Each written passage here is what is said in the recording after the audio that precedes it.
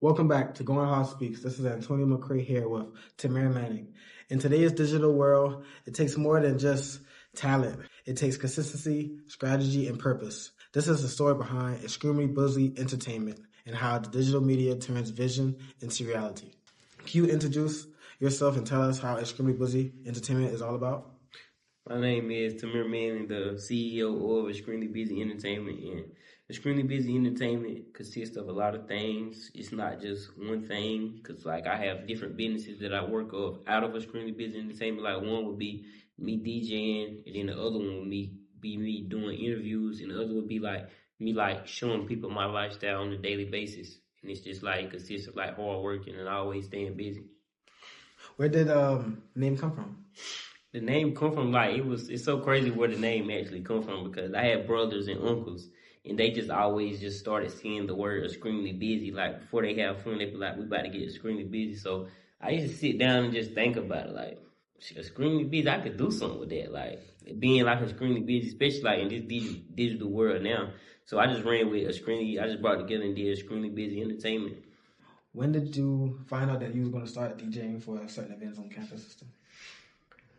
So me and my boss that work in the student center, he had to talk with me, because I always told him I was DJing. He was just he used to always say you ain't serious. So he's it was just and I wasn't really serious. My mind was not in the right place about DJing, but he used to always tell me, he was just to me, you're not serious. Why you playing around? Why you just want to go ahead and do it? So I really sat back and started thinking why I don't got it? And I'm not afraid to say that. My mind was on the wrong things at the time. I was worried about the next college function. I was worried about partying. I was worried about doing the wrong things and not worrying about pouring into myself. So when he was saying it to me, it made sense. And ever since that day, I said, I'm not playing. So and he was telling me this right before we went on winter break. I was I'm not playing. I went home. I bought the board, bought the speakers, bought the MacBook, and it was just, I'm gonna learn from here on out. But my uncle, he is a good mentor. He do walk me through, it's because he been a DJ for over 20 years. He do walk me through the process and stuff that I need to know. He's still intimate stuff, showing me this and that. So I'm still learning. I'm still a learning DJ. Yeah, there's plenty of room for growth.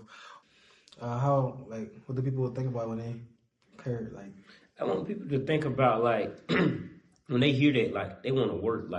People want to work for me. They think Extremely Busy Entertainment. They be we go there, we're not going to play there. It's going to be hard working. You're not going to play around. You're going to get notified of your work and appreciated for your work. And I feel as though Extremely Busy comes from you doing different things like DJing, interviewing, roles around campus, you know what I'm saying? Yeah. And it's just a brand. It's just a brand. When did you realize you wanted to build your own brand? How'd you even come up with it? I feel I know that you have to, sometimes you have to work until you get to where you, a certain point, build yourself up.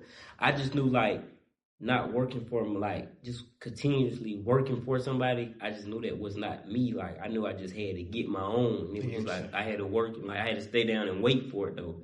Wait for the perfect time. And I know it wasn't hard, starting off. I know it was kind of rough. Yeah, it was hard, cause I've been knowing how to DJ a little bit since my 9th grade year. I used to use my uncle equipment to DJ, and it used to be people who dead serious of tried to call and book me because they seen that I was posting, I was DJing, but I wasn't able to do that for them because I didn't have my own equipment. So I knew I was not gonna put myself through that no more. I was I'm letting too much time go by and I'm missing out on too many opportunities, not being ready. So I had to invest my money into the right thing to stop worrying about the wrong things. If you don't mind, what was the first investment, you know what I'm saying, towards the business? The first, it was basically changing my my look. Because I was just so used to looking where I come from, part of getting out your shell, putting on business clothes. So first it was really investing in clothes, make sure you got your look together first. That was mine. Where you from? I'm from Dillon, South Carolina. Okay. What habits do you have that help you deal with growth? Not afraid to take constructive criticism. Right. When somebody come to me and say, I know DJing might be kind of, yeah, it's tough. It's tough trying to hit and misses. Cause you kind of the center of attention. Right. You at the party, you play the wrong song, everybody like if you're not keeping up, but then you gotta be like, mind you that you hitting all these buttons and you DJing, but you also have people in your ear requesting songs. And it's just not one person. You might have one person this year, one person this year, and then the songs they're requesting different genres.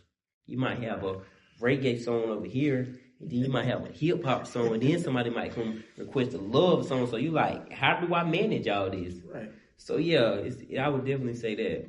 I would definitely say that. That goes back to your brand, Extremely Busy Entertainment. Extremely it comes Busy with Entertainment. The music part. The music part. And just like being able to sit down and listen. Because you have to listen to it. Right. But I'm not saying you have to do it. You have to do it, but like you try to be respectful about it. Like maybe I can get this song in there for you later. I just can't do it right here. I can't just shift that quick to your genre when I'm on this. Like, gotta let the room feel it. Did you face challenges though? Like getting to be in positions you at now or work with people you're working with now? I want to say yes. It's rough. It's rough starting all this stuff because like when you're doing it on your own, it's rough. Like you learn a lot more when you actually get into it. Like people don't really talk about the expensive side too much. Like people just see like the good side, the up going, how you got it going. They don't see like what happened behind the scenes, what you had to go through to get it right there. Like, cause like it be so many expenses that you don't even know about. You be like, dang, how I'm even gonna start this up to be able to do this? What you're saying, right? So it takes a lot of time to actually build something like that. It wasn't a month, 2 months. No, years.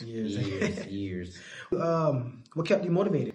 I feel like what kept me motivated was like I was not trying to base my path off somebody else's path. Right. So certain people win early in life, and certain people like I don't sit around and say, well, he my age, but how he got all this and I don't. I wasn't looking at it like that. I was looking at like he was like God was gonna bless me at the right time, and like I was gonna get gifts and stuff at the right time. That like when I do get it, I don't mess up. You know, if you get something too early, you could mess up real bad. Right. Like, so let's say you got a 16-year-old with $200,000. Like he don't really know what to do with $200,000. All he gonna do is spend his money. He not really thinking about no investments and stuff like that. So like I really was like glad like I got the opportunity to start receiving certain amounts of money at different ages, and I can like make smart decisions with it. So the going back to DJing, I came to view how you DJ with the Build-A-Bear concert. How was that? Well, the event went great. Everybody came up to me and like, cause like being that like I do work in our student center, the people that was working like the custodians and stuff, or like anybody that heard the music, even like the people that working in the like that prepare the food around here, they came up to me and they were just like, "That's good that you did that," because like sometimes like music get people going. Like just playing good music at work for people they like uplift people there, and that's what I did. And they was just like, yeah, it's been a while like since I heard some good music up in here. So they really brought like me to like dang, like I really can like. It's so crazy how like God can give me the opportunity to shine my light through different ways. Like I can bring my personality to people through music. Like just me coming to DJ event. Like I give you an unforgettable moment. You remember me for the rest of your life. Okay. Dealing with the digital media side, how important is digital media to you with your business right now? Getting to expand or getting people to know it, voice it out, you know what I'm saying? Because they, like, well, this was one of my professors told me. They said, like, we got everything in front of us. Only thing we got to do is camera it. Like, right. And, like, I just feel like when you camera, like, a lot of your stuff, like, you can, like, that's what you use at digital media. Everything is just on the internet now. Like, the power is in our fingertips. We don't really have to do too much now. We can, you want another answer, something, blah, blah, answer that quick. So, really just using it to, like, keep embracing my business, put myself out there more, letting people to see the brand each and every day. Which platforms are you more consistent on dealing with your business? Instagram definitely number one. Instagram definitely number one. I've been getting with TikTok, use Facebook, and I post on Snapchat. I'm looking to like expand and use more, learn how to use more tools. Do you check your analytics often? Like, I check them here and there. Yeah, I had some good numbers. My first video did a good amount of numbers. I think my highest view video was around like 20,000 views. My highest view video on my Extremely Busy Entertainment, like 20,000. What do you do to keep it afloat, like keep the followers going? I mean, not so much up, but like keep it leveling. Yeah, like I feel like staying consistent. Like you don't have to post every day, but you posting at a set rate. Like these people gonna expect this like on a certain day. Like you posting at a set rate. You keeping your audience there. You don't want to go weeks and weeks and your audience forget about you. Cause like now you maybe can do that when you establish in the game. Like certain people famous, like they can do whatever. People gonna wait on them. But when you're not that established, you have to keep them like wanting to know more about you. Like keep giving them something. Like yeah, okay, yeah, he did that. He did good today. Yeah, I want to like, can I do this? Stuff like that. Showing people like that it's really possible. No matter what you come through, or like what you go through, like it's possible to do these things. So how do you get your like people who follow you to interact with you like on posts that you post daily or weekly? I do like sometimes I do like polls, like what y'all think I should do on this. Like for example, the Build a Bear. I posted it and I was like, drop some love songs that you guys want to hear. Certain people drop their songs and I made sure that I had them in there. So to play them for them, like letting them know like that their opinion matter. Like, that's the biggest thing. Like when you let people know like their opinion matter or just letting their opinion be heard or whatnot, that matters a lot to people. They keep them coming back to you. Not just like, you're not so self-minded. It's not everything just about you. That's not how you grow in the business world. I feel it. Do you focus more on quality, quantity, or you balance both? I mean, I know you can have more of this to make this sound better, or I try to I feel like there's a lot of things that just can be like quality. I mean, you gotta have good quality with everything you do. Cause like, let's just say, for example, when I say that, like quality, I would say quality is like my look. How do I carry myself? How do I put things out? Like you show up with, how you show up. Yeah, how do I show up? Like for an interview, if I come in for an interview for a job and I got on some basketball shorts and just a regular t-shirt and maybe some Crocs or something, people not gonna look at me. They be like, he not serious about the job. Like he don't look serious enough. So why would he even try to come get this job? He not serious enough. We don't want that we don't want our platform to look like that.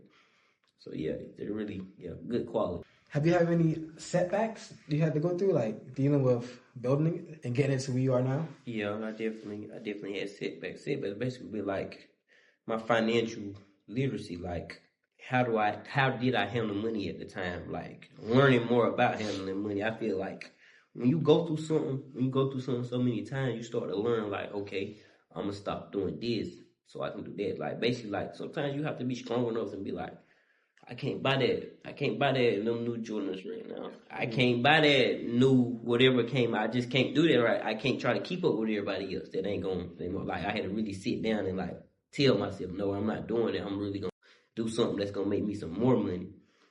So it really takes like real discipline not to be. You gotta stand out and really be different. Don't be a leader if anything.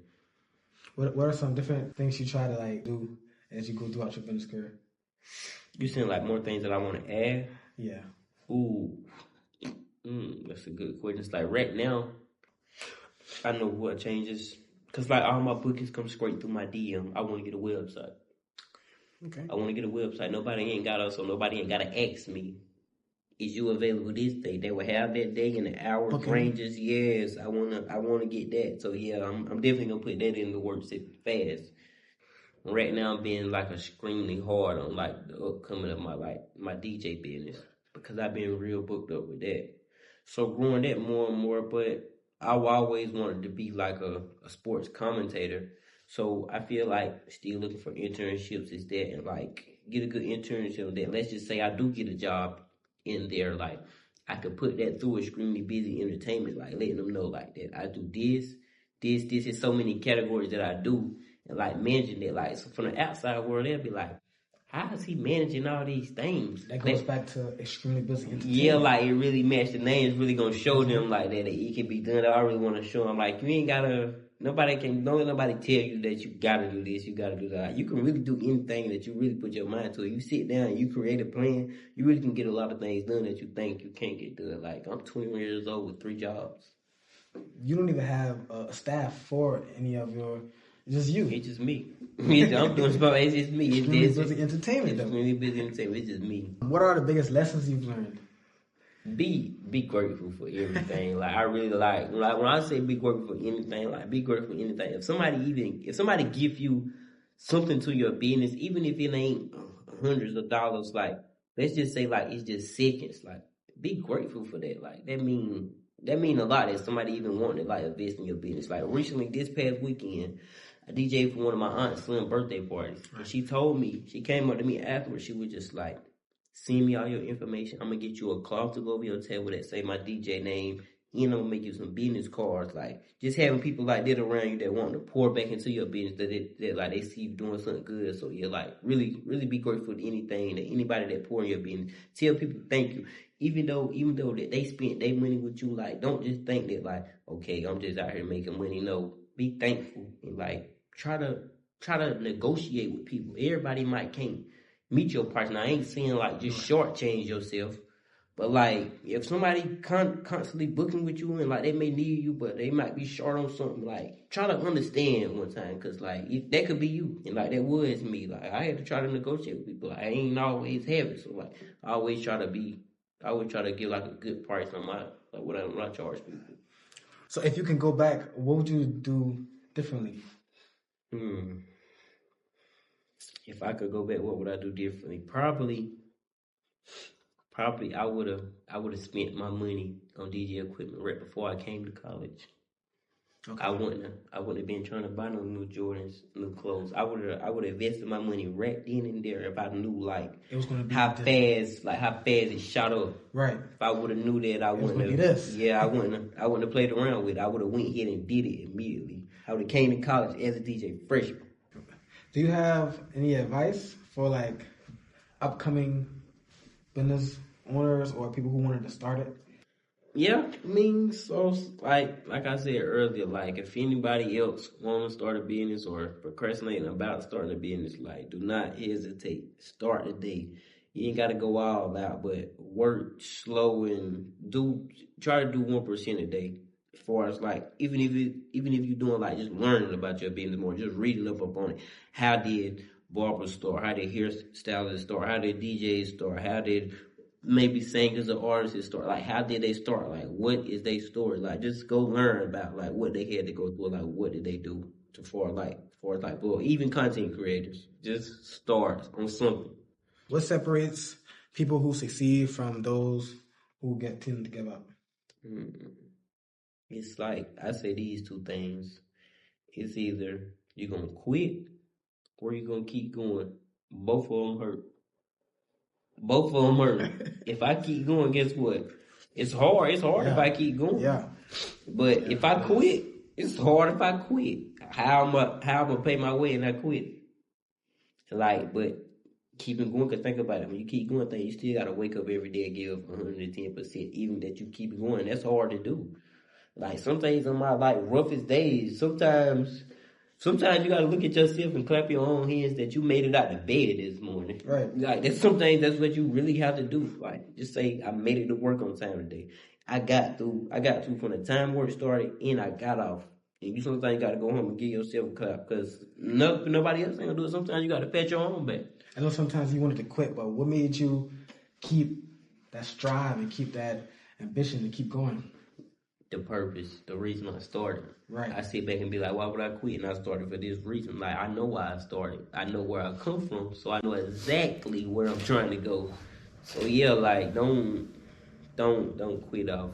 Like, you got to keep going because, like, everybody out here started doing something for a reason. I learned that building a brand isn't easy as I thought. You have to put in time, have setbacks, deal with things that you might not want to go through, but have to go through. Yeah, definitely. Thank you for tuning in with Going Hard Speaks, and thank you. Yes, sir. For me today and joining. Yes.